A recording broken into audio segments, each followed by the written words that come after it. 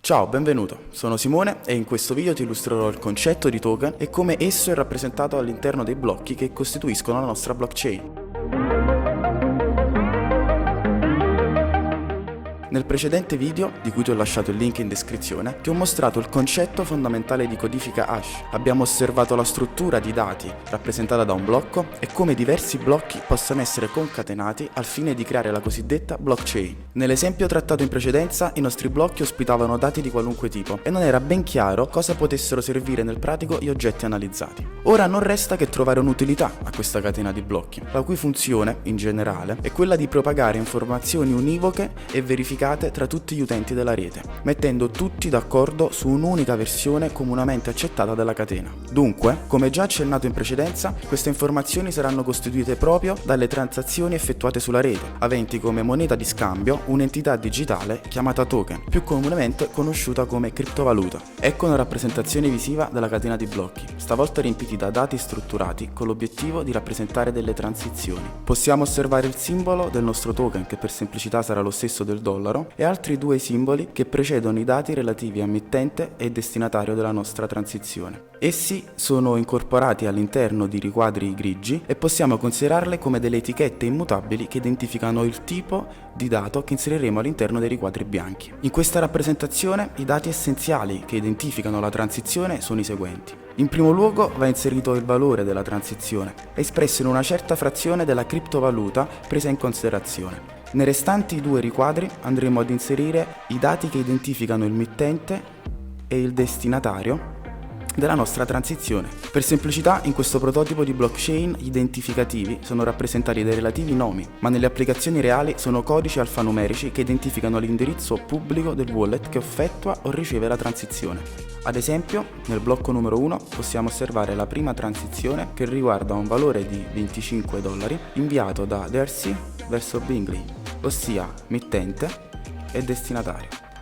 Si possono avere un numero variabile o fisso di transizioni in ogni blocco. Questo dipende sostanzialmente dalle regole della blockchain che stiamo considerando. Eventualmente è possibile avere anche blocchi privi di transizioni. Scorrendo verso il basso notiamo le diverse copie della nostra blockchain, che appunto risulta essere una blockchain distribuita. In questo specifico caso tutti e tre i nodi di questa blockchain concordano su un'unica versione costituita da 3 copie tra loro identiche, che rappresenta dunque il ramo principale. Per dare un'idea di come si andrebbe ad aggiungere un ulteriore blocco a queste catene, garantendo sincronia tra le varie copie in circolazione, ti ho preparato la seguente rappresentazione. Ci troviamo nel caso in cui sia giunto il momento di aggiungere il quinto blocco alla nostra giovane blockchain. Ogni nodo dunque impacchetta delle transizioni e crea un blocco candidato. Dunque i diversi miners si impegnano alla risoluzione dei diversi blocchi proposti da diversi nodi della rete. In questo caso, per semplicità, i blocchi differiscono unicamente per il mittente della prima transizione, effettuata all'interno di ogni blocco. Ad esempio, immaginiamo che un miner fortunato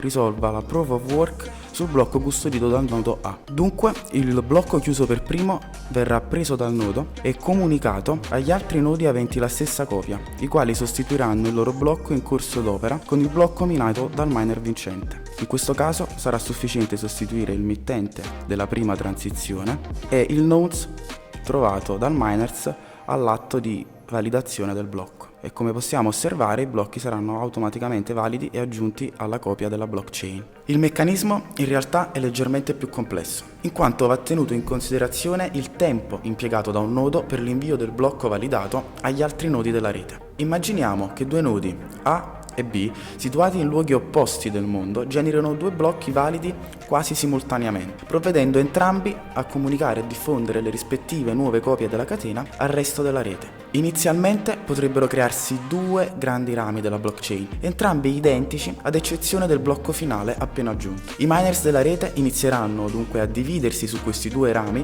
aggiungendo via via nuovi blocchi. Data la natura casuale del processo di validazione dei blocchi, è inevitabile che uno dei 2 rami, ad esempio il ramo generato in principio dal nodo A, ad un certo punto si troverà ad avere più copie in circolazione rispetto al ramo inizialmente proposto dal nodo B.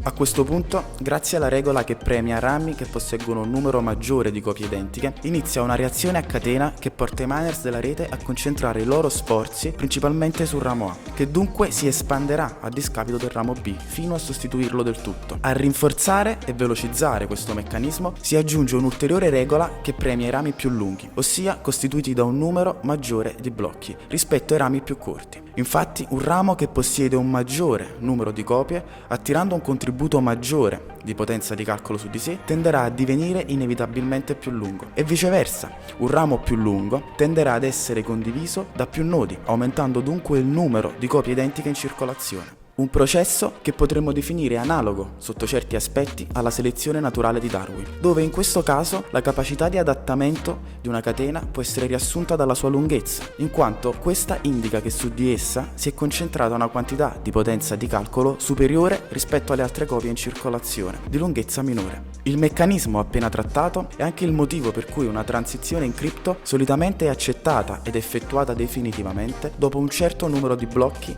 trascorsi dalla convalida del blocco che la contiene. Appunto perché dopo un certo lasso di tempo la rete è certa che la tua transizione sia stata inserita all'interno del ramo principale, destinata ad essere memorizzata nella blockchain per sempre, o almeno si spera. È proprio in queste regole di selezione e propagazione delle copie che si compie la magia. I meccanismi appena descritti risultano inoltre fondamentali nella difesa della rete dai tentativi di manomissione della blockchain.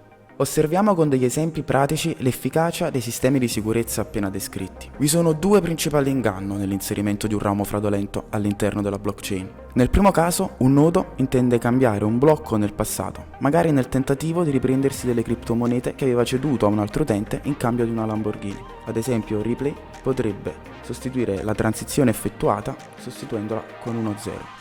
In questo caso il tentativo di manomissione fallirà, in quanto difficilmente il nodo truffatore riuscirà a ricostruire la catena portandola ad una lunghezza pari a quella posseduta dalle copie del ramo principale, le quali nel frattempo continueranno ad espandersi mentre il truffatore effettua il remining di tutta la propria catena. Dunque, come è possibile intuire, il nodo truffatore non riuscirà mai a convincere gli altri miner a collaborare sulla propria copia manomessa della blockchain.